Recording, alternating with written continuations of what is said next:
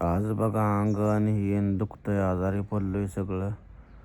डोकं हिन दुखतंय आणि बायको मला म्हणते माफी मागा. बायकोच्या मामाचा फोन आलता मला, पाहुणा तुम्ही माफी मागा आणि घेऊन जावा. म्हणजे मला येड्यात काढायला लागली सगळीजण. किती किती येड्यात काढाय सांगा की. उठूसुद्धा वाटेना आज हातोरणातनं. तसाच झोपलोय. 9 वाजले तरी हातोरणात उठ वाटेना. अंकिता गेली तेवढी शाळेला, तिला गाडीवर पाठवली. आता पण अजून आणायला जायचं आहे. स्वयंपाक केला नाही, काय नाही. तिला आज तसंच कुठं जरा नाश्ता बिष्टा तसंच द्यायला लागलं. आज दारात काय घरात काहीही करत नाही.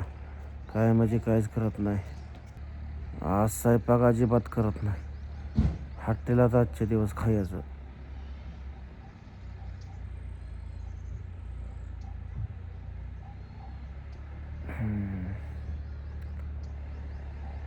लय टेन्शन दिले.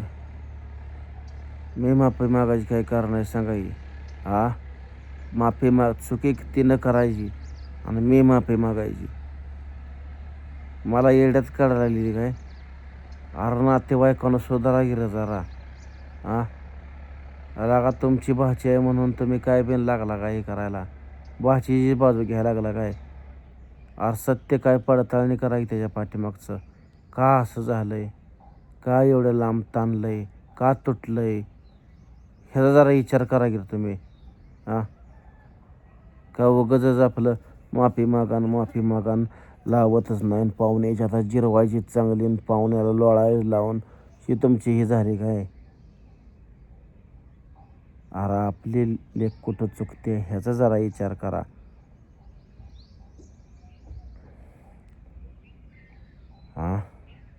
किती अन्याय किती करायचा हो, किती अन्याय करायचा. वाटतं तेवढं सोपं नाही. आयुष्य ही मानसिक टेन्शनमध्ये जगायला लागलोय. आज हातरून सुद्धा सोड वाटणं झालं या. निवांत झोपलोय बघा. नको वाटायला लागलं, हे जीवनच नको वाटायला लागलंय. असं वाटतं कुठं तर जाऊन माळाच्या आड तिकडं जाऊन कुठं तर तिकडं चाकरी करावं एखाद्याची. पर ही घरदार लेकरं बाळं सगळी सोडून जा वाटायला लागले. आणि खरं तुम्हाला सांगतो, या अंकिता माझ्या आईपाशी आहे म्हणून मी खरं थांबलोय. आणि तिनं जर अंकिता येऊन नेली ना तर मी अजिबात ह्या घरात राहणार नाही. त्या हानिमेला पूजेला काय परपंच करायचं आहे ते ह्या घरात करू द्या. त्यांनी तर माझे दान नसले, माझं पैसे देणार ती. मला लईच सगळीकडून मानसिक टेन्शन दिले हो. सगळीकडून मानसिक टेन्शन दिले. लोक नांगरायला लागली रानं, चुलत्यानं रांगरायला रान लावलं पुढं. ट्रॅक्टर चालू आहे सकाळ सकाळी, तरी ह्याला अक्कल नाही. भावाचं किती लोबडावं, किती त्रास द्यावा भावाला ही ह्याला कळला पाहिजे हो. आणि त्यात ह्या बायकोची भर पडली अजून. बायको जर साथीला असती ही पैसा बराबर आज ना उद्या देत होता. पण आता त्याने पण हरसाडा हेरला ना. आता कशी देते पैसे सांगाई. आता ते हसत असणार. आता म्हणत असणार ह्यांच्यात ह्यांचं जाता जोगाड लागलं, ह्यांच्यात ह्यांचं जाता भांडण लागलं. बरं झालं. बघणाऱ्याला ह्यांना मजा वाटायला लागली ना आता. आणि असंच असते करणाऱ्याला जोड असंच असते. तर त्यामुळं घरात लय पुढं करू नका. घरासाठी जास्त करायचं जाईल तर जोडं खावं लागते. तर ही निश्चित आहे बघा.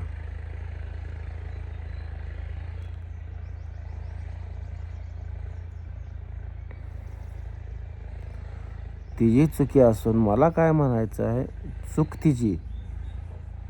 पैसा खराचला तिनं आणि ही मला माफी मागायला होती. म्हणजे ही कुठला न्याय आला. चुक्या तू करायच्या आणि माफी मी मागायची का. राहू दे की करतो लगीन दुसरं, पेटू तकडं तू ततच बस. मामाच्यातच खा रोजगार करून. वाज झाली तुझी नाटकं आता. आता सण होत नाही मला. तिथंच बस मामा यात करतो दुसरं लग्न. तुला काय वाटतं येईल माझ्या मागं काय? तू अशी मला त्रास द्यायला लागली ना, तुझी भोंड जिरवाय मला लय उशीर लागणार नाही, एवढं लक्षात ठेव. तुझी भाषा अजूनसुद्धा मावाळकीची कसलीसुद्धा तुझी भाषा नाही. हां, तुझी भाषा कसलीसुद्धा मावाळकीची नाही. कसली म्हणजे कसलीच.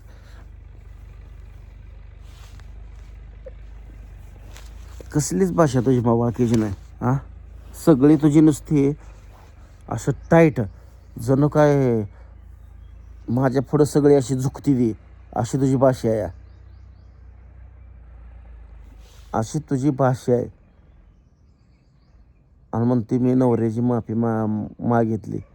अगं दारात आलीस तू, किती तना तना तना तना करता आलीस, 100 किलोमीटरचा प्रवास करता आलीस, बसली नाही तोपर्यंत किती तना तना केलं. 12ला 12 घालती आहेस आणि म्हणते मी माफी मागितली असती.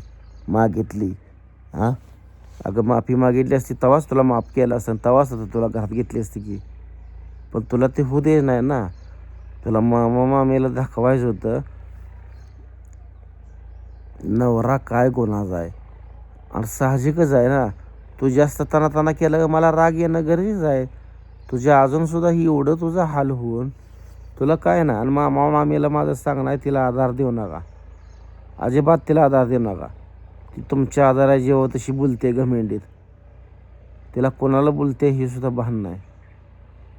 आपण कोणाला बोलतोय ही सुद्धा तिला भान नाही. घमंड आहे ती. बारकं मामा जरा चांगलं बोलतं या.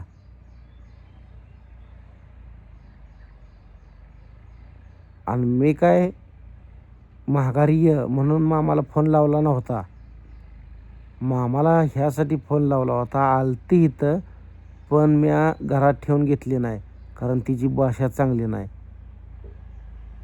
मामाला एवढं बी म्हणलं, तिनं माफी मागू द्या, घेतो मिटवून, एवढंच म्हणलं आहे मामाला.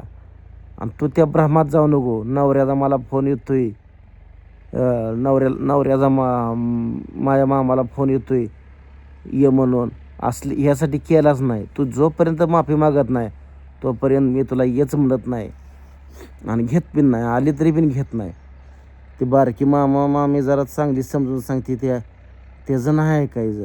त्या मोठ्या मामा मामीच्या नादाला लागत बसली या, का तर ती सांभाळते ती ना. अगं मामान तर त्या दिवशी ठेवली का आता.